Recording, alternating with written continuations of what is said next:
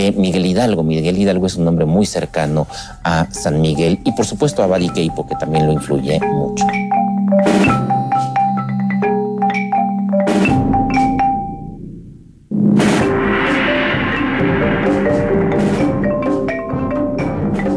Bueno, dentro de del peso que tiene el contexto internacional en el proceso novohispano, que va a terminar en la independencia de México, hay muchas otras cuestiones de interés. Una que es primordial, me parece, y que necesitamos abordar aquí, es ese otro proceso revolucionario que ya lo andaba yo adelantando hace un ratito al hablar de la revolución haitiana, que está muy directamente vinculado con el nuestro, que es la revolución hispánica, la que ahora llamamos revolución hispánica, y que antes, yo creo que, siempre insisto en esto, quizá con más tino, historiadores como Lucas Alamán o Justo Sierra le llamaron la Revolución Española, ¿no? Este proceso que se da en la península ibérica con la invasión francesa, con la caída de la monarquía española, y que pues va a ser el origen de las revoluciones de independencia americanas, ¿no? De la América española, porque ya Johanna nos ha comentado lo que ocurrió en Haití, ¿no? Y bueno, es una revolución que de una u otra manera hemos trabajado todos los que estamos aquí. Entonces, bueno, sí me gustaría pedirle al doctor Ávila que nos hiciera algún comentario sobre esta revolución hispánica y su impacto en el proceso novohispano, ¿no? Del que es parte, de hecho, el proceso novohispano. El proceso de la Revolución Española es un proceso de caída de una monarquía absoluta. Y empieza en realidad desde antes de 1808, que es la fecha clave. Ya desde mucho tiempo antes, España había venido perdiendo predominio, había venido perdiendo importancia en el contexto internacional, en la competencia bélica internacional. España estaba quebrada, estaba en bancarrota desde comienzos del siglo XIX. Su armada había sido hundida en Cabo San Vicente y en Trafalgar después. Y está vendida a Napoleón, o por lo menos esa es la impresión que le deja a mucha gente. Desde 1803, Carlos IV firma un convenio con Napoleón para pagarle a Napoleón para no entrar en guerra con Gran Bretaña. Esto nos habla ya de una monarquía desesperada, de una monarquía que está en una situación muy dramática.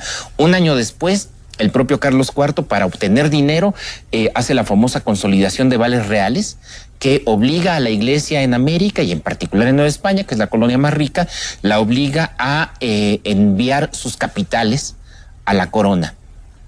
Y como la Iglesia en América no tiene capitales porque es la prestamista, esto impacta en los productores, se cortan los créditos. Es una situación muy dramática y que además genera mucho enojo, creo que por dos razones. Primero, por la manera como se lleva a cabo este proceso de consolidación, que parece que fue muy arbitrario, muy duro, muy violento. Y otro, porque tampoco queda muy claro a dónde va este dinero. Porque este dinero parece que en realidad está yendo a las arcas de Napoleón o está yendo a banqueros extranjeros. Y en España, por lo menos, ya se empieza a asumir que se está vendiendo el reino a Napoleón. Y esto se corrobora, esto queda corroborado para la mente de aquellos españoles cuando en 1808 Napoleón, desde el 7, Napoleón entra a través de España para ir a someter a Portugal y ya no sale.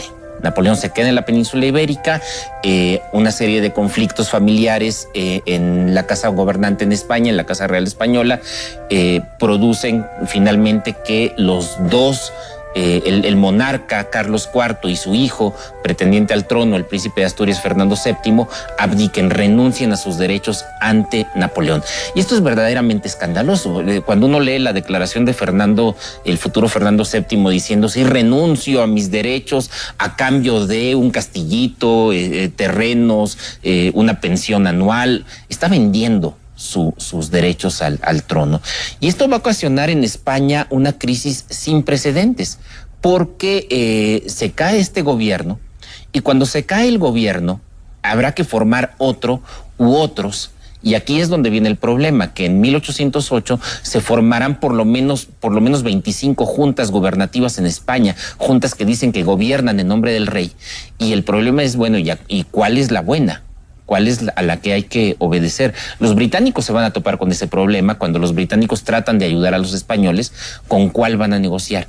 Pero los americanos también se van a topar con ese problema. ¿A cuál junta vamos a obedecer? ¿A la de Sevilla? ¿A la de Oviedo? a la de Madrid, que cae muy pronto, la de Aranjuez, que también cae pronto. Algunos americanos van a decir a ninguna. Vamos a formar mejor nosotros nuestras propias juntas. Y esto sucede en Caracas, esto sucede en Buenos Aires, esto sucede en los Andes. Es un proceso muy interesante de formación de gobiernos propios en la península ibérica, pero también en América. Eventualmente tratará de haber soluciones a este problema.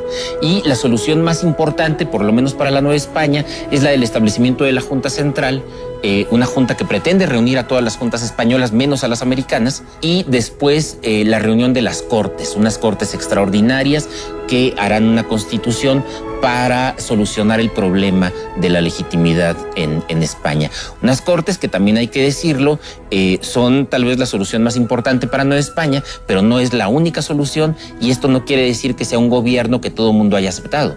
La verdad es que la regencia de Cádiz y las Cortes de Cádiz también son cuestionadas por muchísimos en Nueva España, en la propia España y en América Central y América del Sur. Muchos en América del Sur dirán, yo no reconozco a un grupo de comerciantes en Cádiz que a través de una regencia convocan a unas cortes en las que los americanos apenas tenemos representación. Entonces, esto también es interesante porque nos habla de un gobierno muy precario. No hay un gobierno español. ¿Cómo es esto de la lealtad novohispana si lo ponemos en el contexto americano, no? Esta severa crisis que vive la monarquía, evidentemente visto, y como lo veríamos ahora, esta crisis política en la que empieza a hacer expandirse y empezar a ser conocida en el mundo hispano, y en particular en Nueva España, sin duda es algo que tiene, lo hemos visto como cualquier crisis política, visto en los ojos de las habitantes de esta Nueva España, como que no son tan distintos a nosotros cuando una crisis política empieza a vislumbrarse. Y sobre todo, lo que es importante es cuando empieza a ser conocida en Nueva España. Porque hay un problema que habría que mencionar. No tenemos lo instantáneo de la noticia que tendríamos. Esto es paulatino en la medida de la distancia, los tiempos de distancia de la época, que tarda en llegar la noticia a Nueva España, 2 meses, sí. Y que al mismo tiempo también tendríamos que tener claro cómo esta noticia empieza a expandirse en Nueva España, es decir, es un proceso relativamente lento, respecto a nosotros muy lento, en el cual esta noticia empieza a ser conocida. Ahora, yo creo que lo que está haciendo es precisamente atacar a uno de los cimientos de la monarquía española, que es la monarquía misma, la cabeza de la monarquía, entre un usurpador que es Napoleón y su hermano en este caso. Entonces, esto evidentemente va a suscitar en Nueva España toda una serie de respuestas muy diversas. Es decir, podemos ver todo un escenario muy, muy importante de cómo es una crisis, nos muestra cómo reacciona una sociedad. Y en este caso, cómo son las articulaciones internas de la sociedad. Por un lado, evidentemente, la lealtad, es decir, la lealtad a una monarquía a la cual la Nueva España ha estado sujeta durante más de 200 años, casi 300, y en ese sentido, este asunto realmente va repercutiendo en diferentes esferas de la sociedad. Por un lado, sin duda, es importante mencionarlo, que es una crisis que está, como se ha dicho, no solo en ese momento se presenta, sino que al mismo tiempo esto le da salida a una serie de situaciones. Por ejemplo, por un lado, a las autoridades, una respuesta institucional, es decir, que podemos ver ya que hay un sistema político que se ha vertebrado en Nueva España de manera bastante clara, que es, por ejemplo, todas las instituciones de representación que son los ayuntamientos.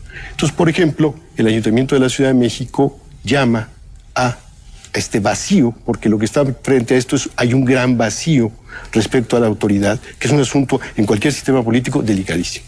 Eso por un lado. Por otro lado, además de esto, podemos ver que también la Nueva España es un conjunto de ciudades y poblaciones que también están reaccionando frente a esta situación. Por un lado, vamos a ver si la Ciudad de México es la cabecera del reino, es la cabeza, es la centralidad, es la capitalidad, llama